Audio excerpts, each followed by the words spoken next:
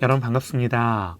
오늘 같이 보실 하나님의 말씀은 마태복음 10장 29절에서 31절입니다.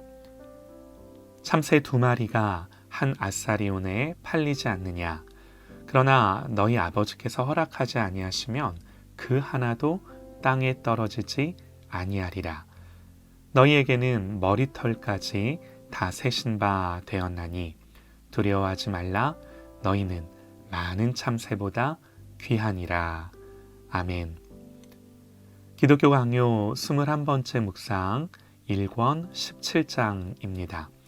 우리에게 베푼 가장 큰 은혜에 대한 섭리의 교리를 어떻게 적용할 것인가 라는 주제를 가지고 하나님의 말씀 듣겠습니다.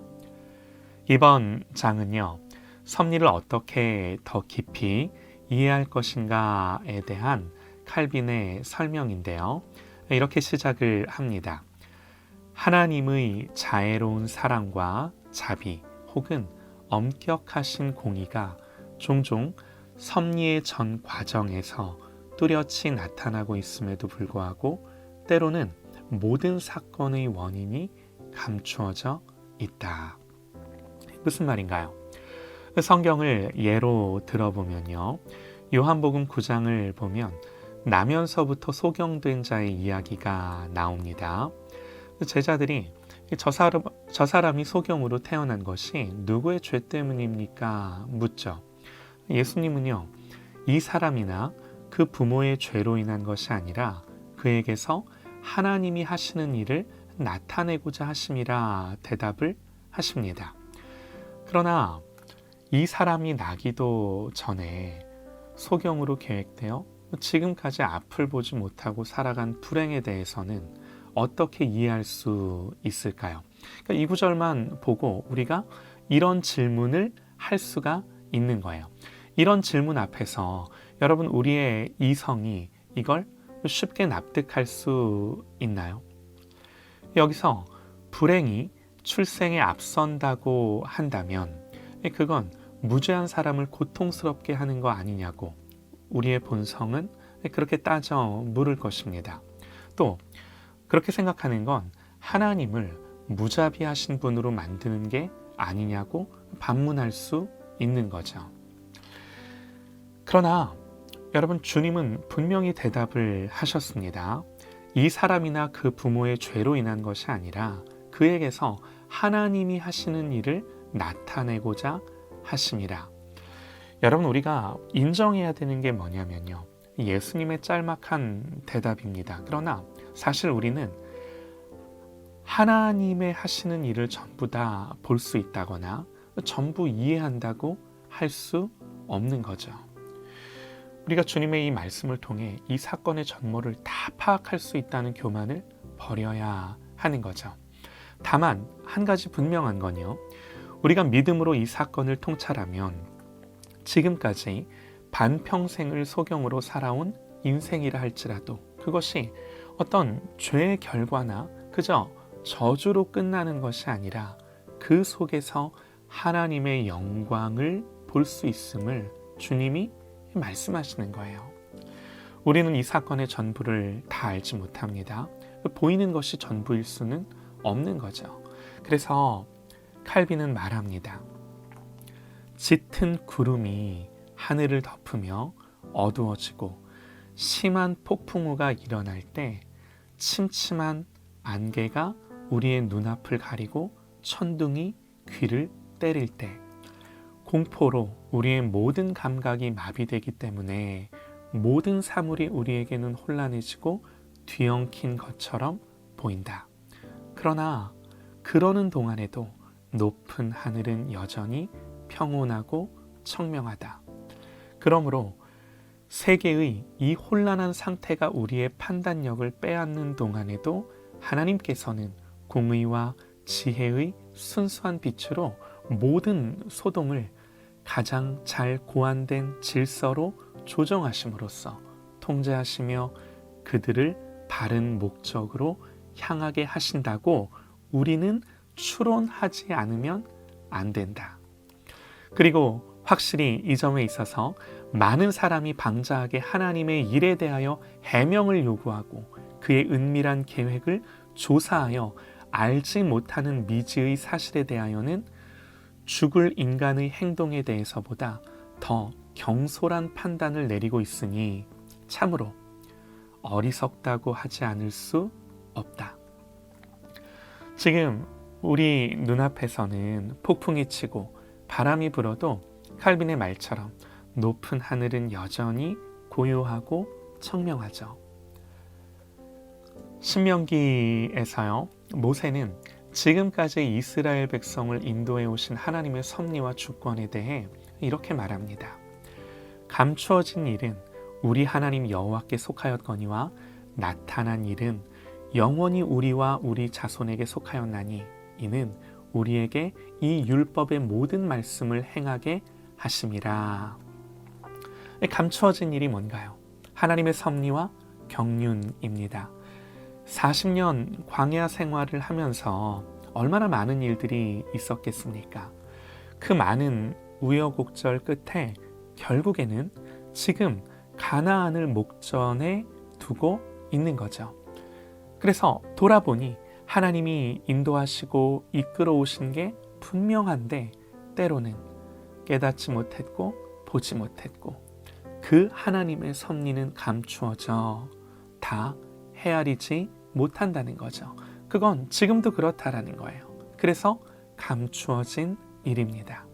그러나 나타난 일은 뭔가요? 하나님이 주신 율법의 말씀이죠. 명백하죠. 칼빈은 나타난 일, 명백한 일은 집중하고 힘써 묵상하되 감추어진 일은 경외함과 신뢰함으로 묵상하며 바라봐야 한다고 말합니다. 그래서 여러분, 우리는요, 우리의 판단, 사고, 감정만을 가지고 세상을 살 수 없어요. 상황은 늘 바뀌고 거기서 오는 우리의 판단과 느낌과 감정은 늘 요동합니다. 그러나 분명한 하나님의 말씀, 변함없는 하나님의 약속을 통해 내가 느끼는 하나님이 아니라 성경이 말씀하는 하나님을 붙들고 모든 상황 속에 그 하나님을 붙들고 살아야 하는 거죠. 사랑하는 여러분, 우리 하나님은 섭리하시는 하나님이세요. 우리가 이처럼 하나님의 섭리를 경외함으로 묵상할 때 얻는 유익이 있는데요. 칼빈의 말을 들어보시죠. 우리가 하나님의 섭리를 묵상할 때 우리는 가장 좋고 가장 아름다운 열매를 맺게 된다. 그리스도인의 마음은 만사는 하나님의 계획에 의하여 발생되며 무엇 하나 우발적으로 발생하지 않는다고 확신하며, 그러므로 하나님의 섭리가 자신을 지켜 보호하며 자신에게 구원을 가져다 준다고 판명되는 것 이외에는 아무것도 일어나지 않는 것을 믿는다. 여러분, 이게 우리 그리스도인의 믿음이라는 거예요. 성경에는 하나님의 특별한 섭리가 그리스도인의 안전을 돌보신다고 증거하는 매우 분명한 약속들이 수없이 많이 있다. 이렇게 말하면서 칼빈은 기독교 강요에서 그런 성경의 증거들을 열거하죠. 한번 읽어보셔요. 그 중에 어떤 말씀이 있을까요? 너무 많아요. 그래서 한 구절 말씀을 보면 주님의 말씀, 오늘 본문입니다. 주님은 오늘 본문의 말씀을 하시기 전에 먼저 하나님의 주권을 선포하시는데요. 이렇게 말씀을 하세요. 그런즉 그들을 두려워하지 말라. 감추인 것이 드러나지 않을 것이 없고 숨은 것이 알려지지 않을 것이 없느니라. 내가 너희에게 어두운 데서 이르는 것을 광명한 데서 말하며 너희가 귓속말로 듣는 것을 집 위에서 전파하라. 몸은 죽여도 영혼은 능히 죽이지 못하는 자들을 두려워하지 말고 오직 몸과 영혼을 능히 지옥에 멸하실 수 있는 이를 두려워하라. 예수님 말씀하시기를 감추인 것이 드러나고 숨은 것은 다 알려진답니다.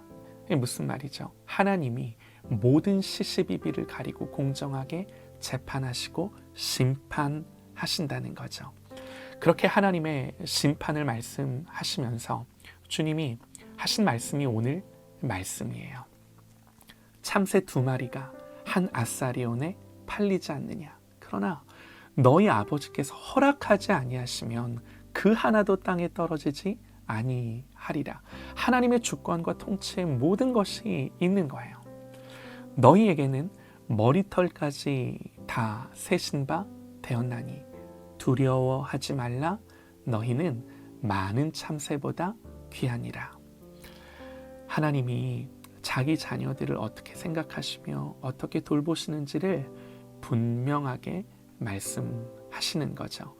여러분, 그래서 이 말씀의 결론이 뭔지 아십니까? 예수님 이 말씀을 하고 나신 뒤에 이렇게 바로 이어서 말씀하세요.